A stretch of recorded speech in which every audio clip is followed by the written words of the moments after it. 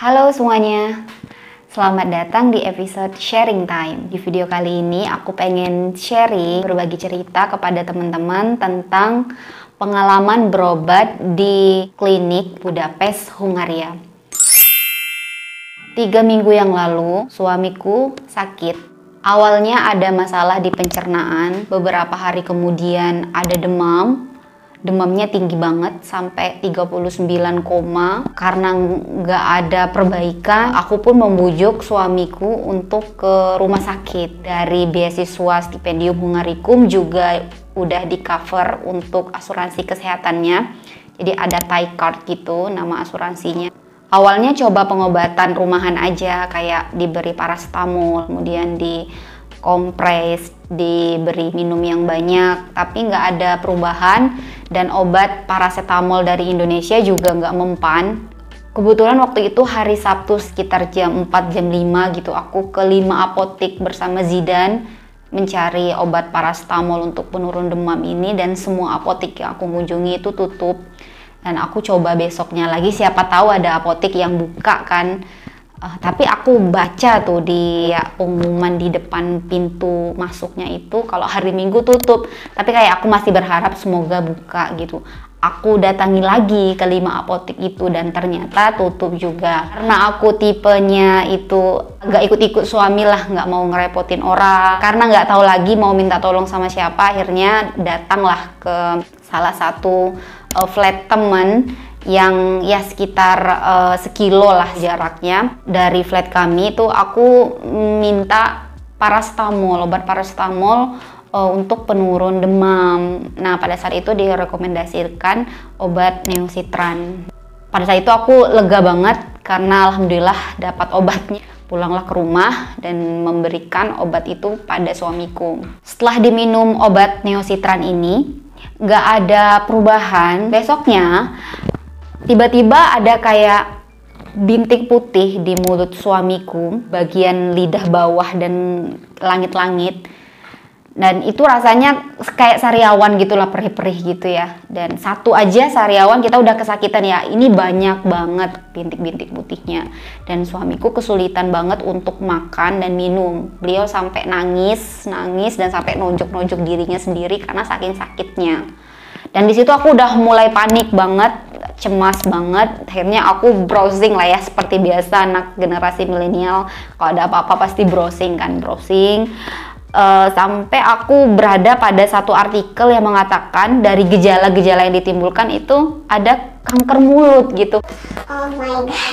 Ditambah lagi di bagian depan leher suamiku ini ada benjolan. Udahlah, aku udah mendiagnosa sendiri penyakit suamiku. Di situ aku udah panik banget, nggak bisa ditunda. Harus segera kita berobat gitu. Karena ini pengalaman pertama sakit di Hungari. Untungnya aku punya seorang teman yang udah lama tinggal di Hungari dan kebetulan juga Mbak Dini ini pernah tinggal di daerah distrik 13. Beliau merekomendasikan klinik atau rumah sakit yang ada di dekat flat kami. Mbak Dini juga ngasih tahu tentang gimana cara berobatnya, kemudian dokter apa yang bisa bahasa Inggris, itu penting banget ya, jadwal untuk konsultasi dan alamatnya. Teman-teman bisa juga kepoin YouTube-nya Mbak Dini, beliau sering sharing tentang kehidupan di Hungari. Cerita lucunya lagi, kami sampai membuat perencanaan untuk balik kampung lah gitu. Karena kayak ya ampun bun, kalau misalnya ini benar-benar kanker mulut, gimana nanti pengobatannya, pasti mahal banget lah. Udah di sana kayak benar-benar panik banget. Tahu kan kalau udah cemas gitu ya, pikiran-pikiran negatif tuh kayak datang bertubi-tubi di dalam pikiran gitu ya. Pokoknya kayak ya ayah mau ambil cuti aja bun gitu karena udah begitu panik. Besoknya nggak langsung ke rumah sakit tuh, aku coba bujuk lagi suamiku. Beliau kayak nggak mau gitu, nggak tahu ya apa yang ada di pikirannya. Susah banget diajak ke rumah sakit. Gejalanya besoknya itu tambah memburuk, jadi sakitnya itu udah sampai ke telinga. Jadi kalau makan itu bayangin ya teman-teman, nelan sakit dari telinga sampai ke kepala. Karena kondisi suamiku udah semakin memburuk, oke, akhirnya aku paksakan besok kita harus ke rumah sakit atau klinik di dekat flat. Lama berobat, hampir sebulan lah dari proses konsultasi, cek lab itu nggak ada bayar sama sekali. Karena suamiku memang mendapat asuransi dari beasiswanya, Thai Card, dan itu adalah asuransi yang mahal banget. Secara garis besar hampir mirip lah sama BPJS, tapi nggak mirip banget. Bedanya di Thai Card ini, Thai Card pun nama asuransi suamiku ya, itu pengobatan nggak di cover. Konsultasi ke dokter, nanti dokter menuliskan resep. Nah, untuk resep ini juga dokternya mesti hati-hati. Jadi untuk kayak antibiotik itu nggak sembarangan ya bisa dibeli di apotek. Jadi emang harus ada kayak kertas resep yang di print, yang ada stempel, yang ada tanda tangan dokternya yang mengatakan bahwa ini emang dapat resep dari dokternya. Kalau di Indonesia udah tercover dari asuransinya obatnya itu di klinik atau rumah sakitnya. Nah kalau ini kami beli sendiri, dan kalau ditotalkan biaya untuk beli obat-obatannya ini hampir 1 jutaan lebih lah. Selama berobat di klinik ini, jadi minusnya itu nggak ada bagian administrasi.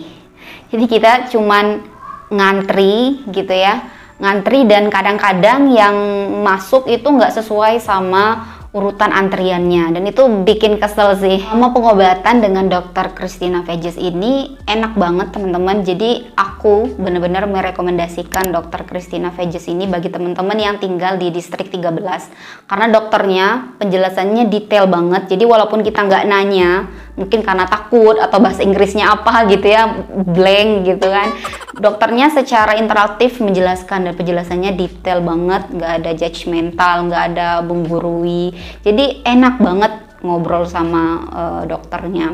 Saat pertama kali berobat dengan Dokter Christina nggak berani mendiagnosa penyakit suamiku. Akhirnya direkomendasikan untuk cek lab. Nah, lokasi laboratoriumnya ini beda dari rumah sakit ini. Udah diberikan kayak surat pengantarnya. Nah, untuk hasil labnya ini langsung dikirimkan ke kayak website gitulah, kayak hubungan antara klinik itu dengan rumah sakit di mana tempat suamiku cek lab. Jadi kami nggak mesti datang ke labnya itu. Jadi hasil tesnya itu udah langsung bisa didapatkan oleh Dokter Christina dari komputernya. Jelas nggak ada surat menyurat lah yang harus kami ambil. Jadi secara administrasi prosesnya itu nggak ribet sama sekali. Nah, dari hasil cek labor itu dokter baru berani mendiagnosa kalau suamiku terinfeksi virus mononukleosis. Mononukleosis ini adalah infeksi yang disebabkan oleh virus Epstein-Barr. Nah, penyebaran virusnya itu melalui cairan di tubuh, kayak air liur, batuk, bersin, atau dari berbagi alat makan. Nah, aku juga bingung di mana suamiku ini bisa terinfeksi virus ini. Yang jelas virus ini bisa sangat mudah menyebar ya, sehingga aku dan Zidan memang berjarak dulu dengan suamiku. Yang paling parahnya dia menyerang sistem imun. Jadi memang suamiku drop banget, sehingga direkomendasikan benar-benar untuk mengkonsumsi dosis tinggi vitamin C. Seharinya itu 3000 mg. Sebenarnya pikir-pikir lebih dari 3000 sih. Kemarin suamiku mengkonsumsi vitamin C dari suplemen, dari beli lemon juga, buah-buahan juga, dan makanan-makanan yang lain tentu kan ada kandungan vitamin C-nya.